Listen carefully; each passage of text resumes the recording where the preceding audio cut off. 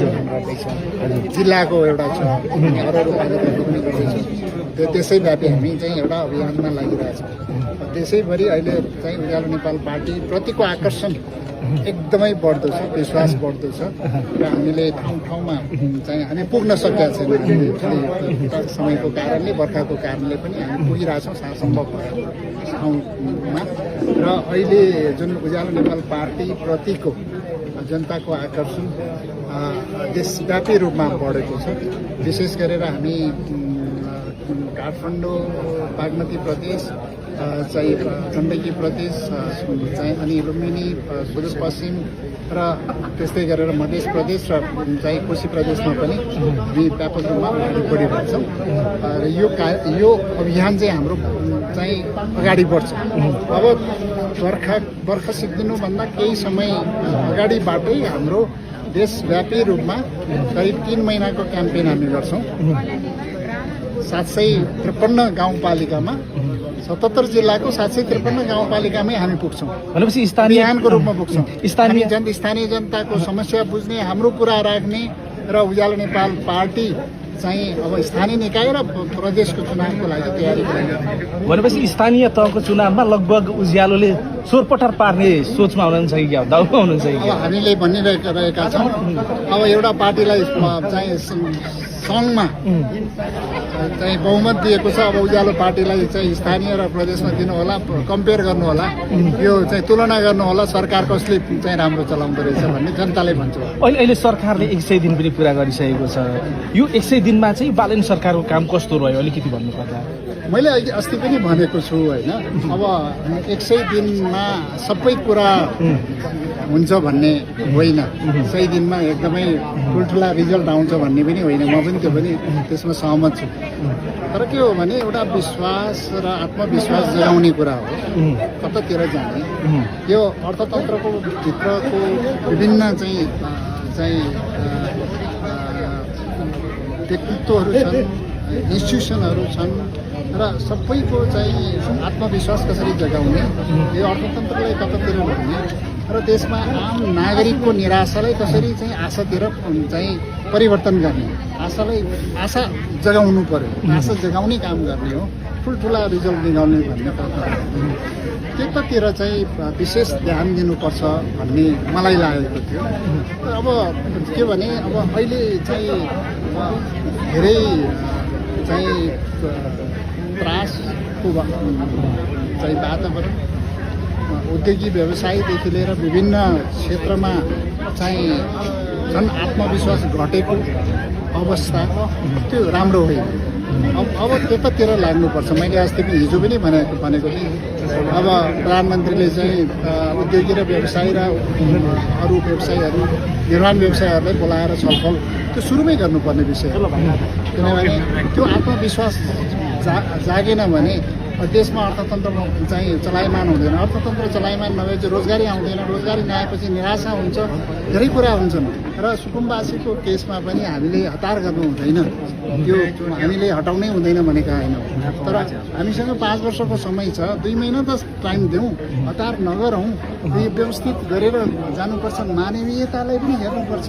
सबभन्दा ठुलो कुरा यो देशमा मानवीयता भन्ने कुरा हराउँदै गयो, करुणा भन्ने, दया भन्ने कुरा नै हराउँदै गयो। यो अवस्था रहनु हुँदैन बुद्ध जन्मेको देशमा है। त्यो भएको हुनाले यस्ता चिजलाई विशेष चाहिँ हेर्नुपर्छ। जनताको भावना, मनोभावना कतातिर छ होइन, त्यसलाई हेरेर चाहिँ यो आशा जगाउँदै अगाडि बढ्नुपर्छ। काम गर्नुपर्ने धेरै छन्, चाहिँ पेनलाइज गर्नुपर्ने, कारवाही गर्नुपर्ने धेरै होला नि। कारवाहीमा मात्रै फोकस गरेर होइन, चाहिँ त्रास मात्रै चाहिँ सृजना गरेर फेरि दुर्घटना त हुँदैन भन्ने कुरा हो। र हामीले गर्दै गर्दाखेरि हिजोको भन्दा फरक के देखायौँ भन्ने कुरा पनि जनतालाई देखाउनु पर्यो। हिजो हामी यति अहङ्कारी प्रधानमन्त्री भयौँ, चाहिँ प्रधानमन्त्रीलाई हामी चाहिँ केन्द्रीकृत शासन चलाउन लाग्यो भनेर भन्दै गर्दाखेरि आज त्योभन्दा फरक देखाउन सकेन भने अनि जनताले कसरी विश्वास गर्ने होइन? त्योभन्दा फरक देखाउनु पर्यो। हिजोको भन्दा हामीले हिजो के बोलेर आएको थियौँ त्यो हामीले अहिले देखाउन सक्नु पर्यो। मेरो उहाँहरूसँग विरोध होइन, मेरो सुझाव, मैले ऊर्जा क्षेत्रमा पनि सुझाव दिइरहेको छु। ऊर्जा क्षेत्रमा के गर्नुपर्छ, विकास निर्माणको लागि के गर्नुपर्छ भनेर सुझाव दिइरहेको हो। तर जुन हिसाबले चाहिँ यो 100 दिनको चाहिँ सरकारको गतिविधि देखेको छ, धेरै हतार गरेको, धेरै अलिकति हडबडिएको, अब जोस जाँगर र इच्छा शक्ति छ, युवाहरू छन् होइन, तर त्यसले मात्रै पुग्दैन।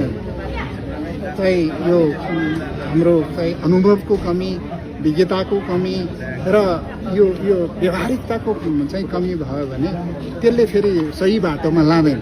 कारणले विज्ञता, अनुभव, व्यवहारिकवाद हुनु पर्यो, सबै कुरा हुनु पर्यो। यो मानवीय दृष्टिकोणले पनि हेर्नु पर्यो। आज सुकुम्बासीले चाहिँ एउटा होल्डिङ सेन्टरमा लग्यो, भोलिदेखि 25,000 ल्याउ जाऊ अनि जहाँसुकै जाऊ भनेर भन्दाखेरि त्यो मेन्टल स्ट्रेस विद्यार्थीमा ठुलो परेको छ। विद्यार्थीहरू चाहिँ पढ्न पाएको छैन होइन। अहिले चाहिँ बाहिर आएर खानै पाएन भने चाहिँ सरकारलाई 2 वर्ष 3 वर्ष खाना दिएर पनि के फरक पर्छ भने 300 जना चाहिँ सुकुम्बासीले खाना दिएर केही फरक पर्छ? पर्दैन होइन।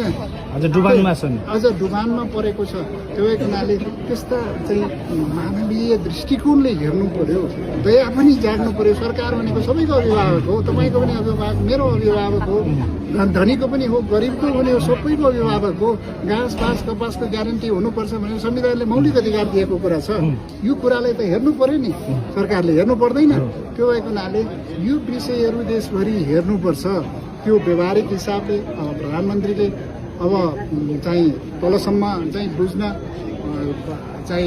बुझ्न नसकेको हो कि अथवा यो सरकारमा बसेको साथीहरूले त्यो किसिमको चाहिँ ब्रिफिङ गर्न नसकेको हो कि यो कुरा चाहिँ हेर्नुपर्छ। आगामी दिन राम्रोसँग जाओस् भन्ने हो हाम्रो सुझाव। भनेको यो सरकारले 5 वर्ष पुर्याओस् भन्ने हो।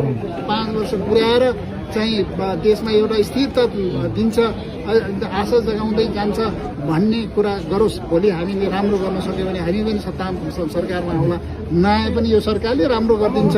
यो सरकारले राम्रो काम गरेर हामीले सोचेको भन्दा राम्रो गरिदिन्छ भने हामी किन चाहियो त? हामी चाहिँदैन।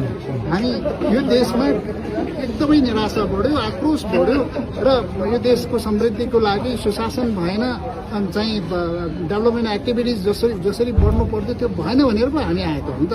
हामीले आएर चाहिँ अरू युवाहरूलाई पनि चाहिँ यो क्षेत्रमा आउनलाई आह्वान गरेर आएका हौँ। हामी राम्रो काम गर्छौँ, डेलिभरी दिनुपर्छ, जनताको लागि सेवा गर्नुपर्छ, राष्ट्रको लागि काम गर्नुपर्छ र समृद्धिको बाटो भनेको यो हो भनेर एउटा रोडम्याप सहित आएको हो। र यो रोडम्याप सहित आउँदै गर्दाखेरि हामीले विकल्पको बाटो हामी दिइ नै रहेका छौँ। हामीले सुझाव दिएर यही सरकारले गरोस् भन्ने हो हाम्रो होइन। तर यो सरकारले अहिलेसम्ममा नागरिकमा जुन आशा जगाउनु पर्थ्यो त्यो जगाउन सकेको छैन। मैले 100 दिनको चाहिँ मूल्याङ्कन भन्दाखेरि जुन आशा जगाउनु पर्ने थियो, आत्मविश्वास जगाउनु पर्थ्यो, उद्योगीमा आत्मविश्वास जगाउनु पर्थ्यो, कृषकमा आत्मविश्वास जगाउनु पर्थ्यो र चाहिँ निर्माण व्यवसायमा आत्मविश्वास जगाउनु, पर्यटन व्यवसायमा आत्मविश्वास जगाउनु पर्थ्यो। आत्मविश्वास नजागेको कारणले आज चाहिँ 15 खरब पैसा ब्याङ्कमा बसिरहेछ। तर त्यो लगानी गर्नलाई 5% ब्याजमा, 4% ब्याजमा ऋणमा लैजाउँ भन्दा पनि लगानी भइरहेको छैन। जब लगानी हुँदैन चाहिँ इकोनोमिक एक्टिभिटिज बढ्दैन, त्यसपछि चाहिँ रोजगारी कसरी क्रिएट हुन्छ? अनि रोजगारी नभएपछि जनता निराशा हुन्छन्, त्यसपछि चाहिँ आत्महत्या गर्नेतिर बढ्छन्। विभिन्न किसिमका चाहिँ सुसाइडका केसहरू हुन्छन्। यो भने चाहिँ इकोनोमीलाई पहिला चलायमान बनाउनु पर्यो। सुशासनको विषय हामीले भनिरहेछौँ। सुशासनको विषय भनेको चाहिँ कसैलाई चाहिँ आजै सबैलाई चाहिँ तलदेखि माथिसम्मकोलाई प्रसिद्ध बनाएर राख्ने पनि होइन। सुशासन कायम गर्नुपर्छ।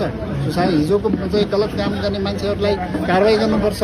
केही कारवाहीमा हामीले उहाँलाई धन्यवाद पनि दिएका छौँ।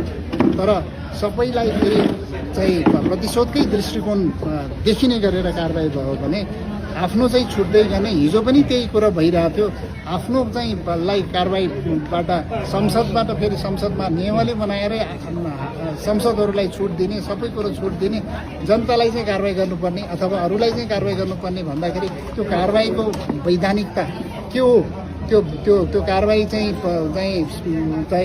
सही हो त चाहिँ आम जनताले त्यसलाई एक्सेप्ट गर्छ त भन्ने कुरामा पनि ध्यान दिनुपर्छ। सुशासनको विषय भनेको आम पब्लिकमा देखिने र सुशासन भनेको न्याय पनि हो, सामाजिक न्याय पनि हो। कसरी चाहिँ हामीले जनतामा सरकार चाहिँ मेरो अभिभावक हो भनेर कसरी चाहिँ स्थापित गर्न सक्छ भन्ने विषय पनि सुशासन हो।